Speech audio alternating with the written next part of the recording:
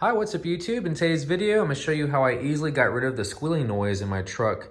Basically, whenever it rained or it's very damp outside, my belt would make this crazy squealing noise. Do you hear that sound? That is the sound of a squeaking belt or bad tensioner or idler pulley. So I basically decided to change out the belt, and along with that, go ahead and change out the belt tensioning system and the idler pulley. If you want to check out any of these products, just be sure to check out the links down in the description below for your year, make, and model. My vehicle is actually a 2012 Toyota Tundra, the 4.6 liter engine.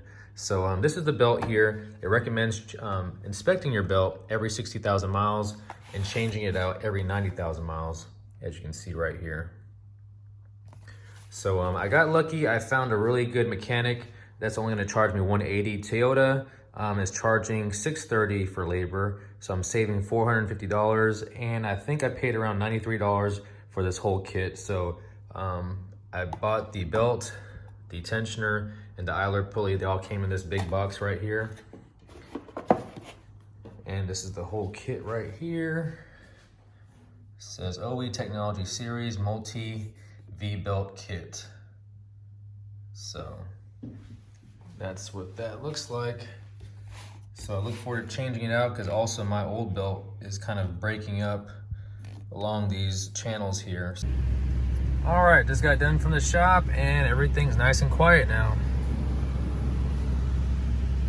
So I just got back home, engine is still running, and this is how many miles is on the vehicle. 183,714 miles. All right, no more belt squeal for this truck. I basically changed out the idler pulley, the belt tensioner, and the serpentine belt or drive belt.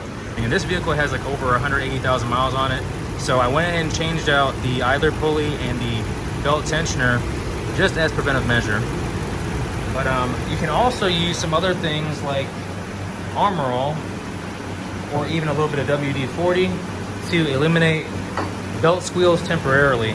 So I don't recommend it, but if you want to make it quiet and just make it bearable until you can actually go to the shop and get it fixed the right way, you can use those things. I've heard of people using a bar of soap as well, rubbing it onto the rib side there. But I hope you enjoyed today's video. Please be sure to like, comment, subscribe, and share this video. And as always, thank you all for watching.